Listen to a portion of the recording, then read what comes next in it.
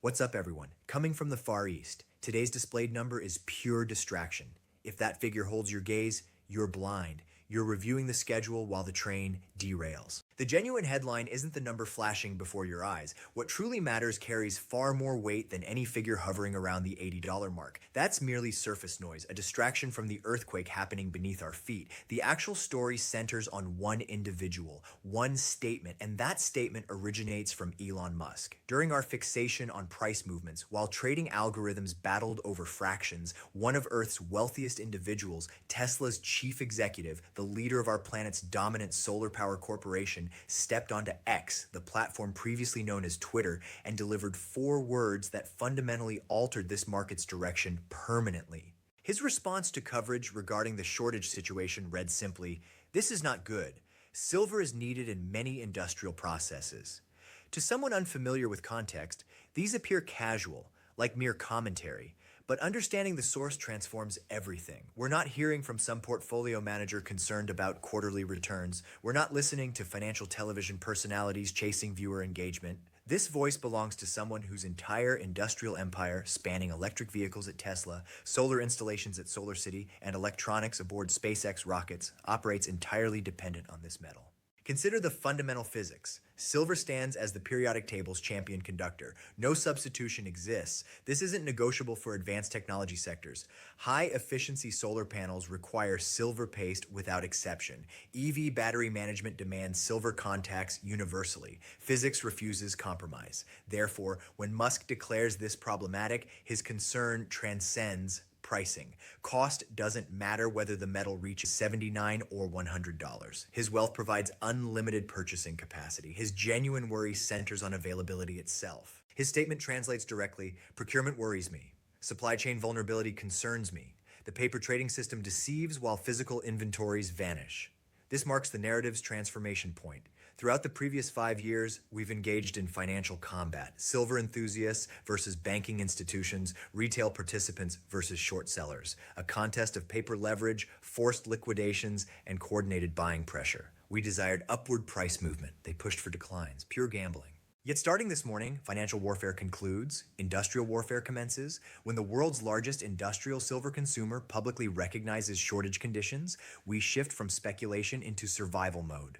Tesla cannot manufacture silver through printing. They cannot derivative their path around scarcity. Without physical material, production halts. Halted production crashes stock values. Crashed stocks destabilize the empire. Musk carries effective short exposure to physical silver, short in the sense of requiring what he lacks. Unlike banking institutions settling through cash, Musk must settle using actual metal. Comprehend this distinction? When JP Morgan holds short positions and prices climb, they experience monetary losses. They issue payment, painful but survivable. When Tesla faces shortage conditions and supply exhausts, they forfeit production capability. They cease functioning as viable manufacturers of future technology. His tweet therefore signals every technology sector executive, from Tim Cook at Apple to Samsung's leadership to Korean battery manufacturers, that the scramble initiates now. He effectively fired the starting gun for massive corporate accumulation. Previously, these corporations operated under just-in-time inventory philosophy. They maintained several weeks' worth of material because they trusted the established system. They trusted London storage facilities. They believed metal procurement remained perpetually accessible through simple dealer contact. Musk's communication destroys that confidence. He examines identical data streams we monitor, the inventory cliff edge, the deficit situation, the China developments. His realization, just-in-time transforms into not-in-time. Consequences? Samsung reads his statement. They panic. They contact their refinery demanding, "Double our 2026 order. Actually triple it and vault it ourselves, not through you." Apple observes the same message. They panic. They secure strategic reserves. This initiates inventory hoarding cycles, precisely what occurred with toilet paper during 2020, except involving strategic material powering global economic function. Everyone attempts simultaneous purchasing, not for speculation, but ensuring operational continuity. When industrial giants begin hoarding, pricing creates vacuum effects. They don't bid incrementally, they sweep entire order books. Everything at 79, everything at 85, everything at 90. This explains today's 79.57 peak. Markets front-run inevitable corporate panic. Algorithms recognize that Musk doesn't comment on commodities without material problems existing. They understand his supply chain intelligence exceeds anyone's globally. If he identifies shortage, shortage exists. Honestly, Musk isn't merely observing, he catalyzes events. Remember his Bitcoin addition to Tesla's balance sheet? Bitcoin doubled within weeks. We're hearing whispers, supported by his tweet, suggesting Tesla may pursue direct stakes in mining production or physically stockpile material hedging against shortage. If that announcement drops, if filings reveal Tesla purchasing physical silver, $100 isn't the target. 100 becomes the floor. Therefore, the 79.57 all-time high isn't bubble territory. Markets awaken, recognizing pricing has remained too depressed for incentivizing new supply across decades. Current users now pay consequences. Silver endured treatment as paper plaything for 40 years. Today reclaims status as critical strategic asset. Pricing rises because actual users realize sellers, the paper markets, have lied about availability.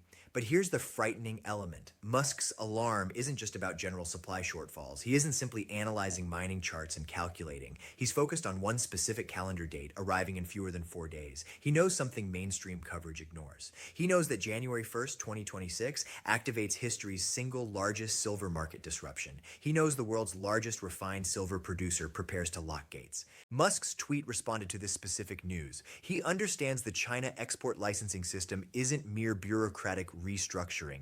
It's blockade implementation. When you grasp what China intends, the specific thresholds, credit requirements, supply nationalization, you'll comprehend why Elon Musk worries. You'll understand why $79 silver represents opportunity, because Beijing's current actions constitute checkmate against Western industrial infrastructure. They're not just tightening markets, they're capturing them. This leads us into this new policy's details because the fine print absolutely terrifies anyone requiring silver outside China. This represents the specific nightmare keeping Elon Musk awake currently. Not vague feelings about depleting mines, a specific hard deadline striking global supply chains in exactly 4 days. January 1st, 2026 marks when game rules change permanently. China, the world's dominant refiner and processor, officially implements new export licensing for silver. Normally, export license suggests boring paperwork, bureaucrats stamping forms. Don't be deceived. In Chinese Communist Party language, export license politely substitutes for blockade. We've analyzed this new regulation's fine print. It's designed accomplishing one thing: strangling global markets while hoarding domestic supply.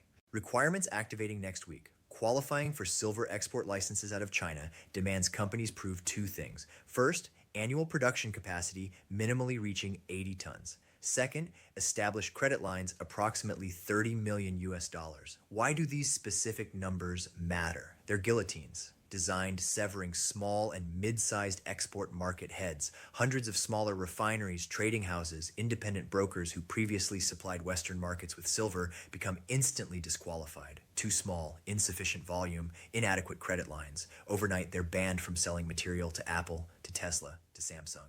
Where does their silver go? Cannot leave the country, therefore stays in China. Floods local Shanghai markets, goes directly to BYD, to KTL, to Chinese solar giants. This represents calculated resource nationalism. China effectively declares, we produce solar panels, we produce EV batteries, we need the silver. Why should we export our strategic advantage to the West? This exact playbook mirrors their rare earth metal strategy a decade ago. They tightened export quotas, crushed foreign competition, forced every major technology company relocating manufacturing to China for raw material access. Now repeating with silver. Timing isn't accidental. They're executing this right as global deficits hit critical mass, closing doors just as the building ignites. Elon Musk sees this. He knows China controls massive percentage of refined silver supply chain. Even when ore originates from Mexico or Peru, much flows through Chinese smelters and refiners. When that flow stops, global supply chain snaps. China controls roughly 60 to 70% of global refined silver processing capacity. When they restrict exports, global pricing becomes mythical. Two prices emerge: price inside China where metal exists, and price outside China where panic reigns. This explains why arbitrage we discuss is dead. Western traders used to claim, if silver is expensive in London, we'll simply buy from Shanghai and ship over. Not anymore. You can't ship over. You lack the license. You're not state-approved entities. Metal is trapped. This creates physical iron curtain. One side, China's industrial machine gets priority access. Other side, Western industry, Musk's industry, fights for scraps in markets that just lost their biggest supplier. This explains why the 79 price tag just begins. Markets attempt pricing a supply shock that hasn't officially started yet. January 1st is the start date. What happens in February when US electronics manufacturers attempt ordering their usual shipments from Chinese suppliers and receive force majeure notices, when they realize they can't acquire metal at any price because governments won't issue stamps, they'll turn to COMEX, they'll turn to London. But as we know, those vaults are already draining. Chinese export ban forces all Western demand into Western vaults, which accelerates the squeeze, concentrates panic into New York and London, transforms shortage into crisis. And you must ask yourself, why now? Why January 1st, 2026? Because China sees the numbers too. They observe the deficit. They see global demand hitting 1.24 billion ounces while supply stagnates at 1.01 billion. They see the 250 million ounce gap. They know that in deficit situations, whoever holds physical metal wins. They're securing their lifeboat before ship sinking. They're ensuring that regardless of price levels, their factories continue operating. This is what Elon Musk meant by "this is not good." He isn't worried about chart prices. He worries about Texas and Berlin factories stopping because they can't acquire necessary conductive paste. He's realizing the free market for silver disappeared, replaced by state-controlled market where access is privilege, not right. This leads us directly into fundamental reality that financial world ignored too long. For decades, Wall Street told us silver was just volatile rock. They told us it was a pet rock. They told us it didn't matter. But industrial data tells different story. Data tells us silver is modern economy's oxygen. And right now, oxygen supply is being cut off by the one country controlling the valve. We need examining industrial reality of this market because the structural deficit isn't theory. It's mathematical certainty about to collide with this export ban in the most violent manner possible. You must understand China's export ban is just the match. The dynamite pile has been building for 5 years. Even before they decided nationalizing their supply, global silver markets were mathematically broken. We need discussing structural deficit because this is the data point transforming Elon Musk's "this is not good" tweet into prophecy. For the last 5 consecutive years, the world has consumed more silver than it produced. This isn't temporary glitch, not supply chain bottleneck caused by ships stuck in Suez Canal. This is geological reality. In 2025 alone, global demand for silver surged to 1.24 billion ounces, but global mining supply, it flatlined at 1.01 billion ounces. Do the math. That's nearly 250 million ounce gap in single year. Where did that extra silver come from? It came from above ground stockpiles, came from vaults in London and New York, came from recycling. But you can only drain a bathtub for so long before hitting the porcelain. And right now we're scraping bottom.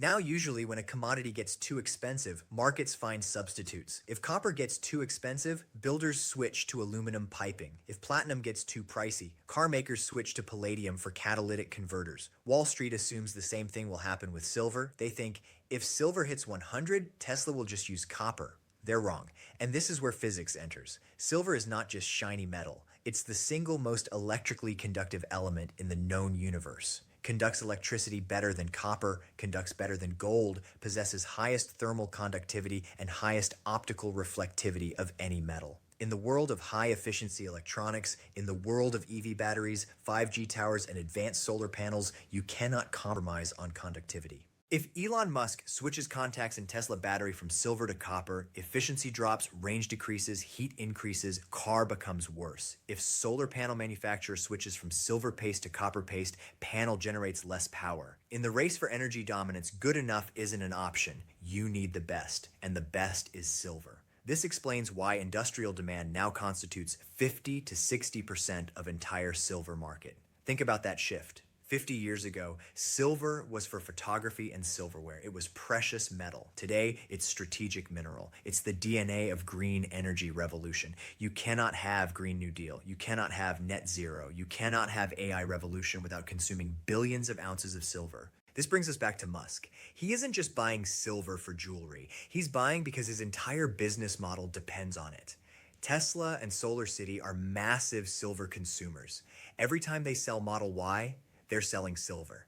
Every time they install solar roof, they're installing silver. Musk knows he's effectively world's largest naked short on physical silver. He's sold millions of cars and panels requiring silver in the future, but hasn't mined the metal yet. So when he sees China, the country refining vast majority of world silver, locking gates on January 1st, he realizes his supply chain is naked. He realizes the 250 million ounce deficit is about to become 400 million ounce deficit because Chinese supply is no longer available to the West. This transforms buyer psychology. For the last decade, industrial buyers were price sensitive. If silver went up, they bought less. Now they're price inelastic. If you need silver finishing a $50,000 electric car, you don't care if silver costs 25 or 100. Silver cost is tiny fraction of total vehicle cost, but without it, vehicle doesn't run. You'll pay any price acquiring metal. It's about chief procurement officers at Samsung, Apple, and Tesla screaming at suppliers to secure metal before competitors do. It's game of musical chairs, and China just removed half the chairs. Here's the most dangerous part for financial system. While industrial demand explodes to 1.24 billion ounces, paper market, futures market in New York still pretends silver is abundant. They're trading hundreds of times more paper than actually exist in vaults. They've built casino on top of mine that's running empty. We have specific number for this insanity. It's called paper to physical ratio. Right now, that ratio sits at 356 to 1. That means for every single ounce of real silver sitting in vault, there are 356 people holding paper claiming to own that ounce. What happens when Elon Musk and Samsung and Apple decide they don't want paper anymore? What happens when they demand physical metal because they need putting it into factory? The 356 claims collapse into one. 355 people get nothing. One person gets metal. This is death of paper scenario. And with China export bans starting in 4 days, we're about to see exactly what happens when paper promises collide with physical wall. In the next part, I'm going to break down this 356 to 1 ratio and explain why COMEX is effectively fractional reserve crime scene about to be exposed by industrial giants. Paper market is dying, physical market is taking over, and price is about to reflect reality. And if you think physical deficit is terrifying, you need looking at paper market because this is where crime scene is located. This is where greatest illusion in financial history is about to be shattered by brute force of industrial necessity. We have specific number defining this illusion. It's the paper to physical ratio. Right now, according to latest data from US Debt Clock and industry analysts, that ratio sits at approximately 356 to 1. I want you really visualizing what that number means. Imagine warehouse with single 1 ounce silver coin sitting on table in center of room. Now imagine line of 356 people standing outside that warehouse. Every single one of those people holds paper. That paper says, I own 1 ounce of silver stored in this warehouse. They all paid for it. They all believe they own it. Bank told them it was there.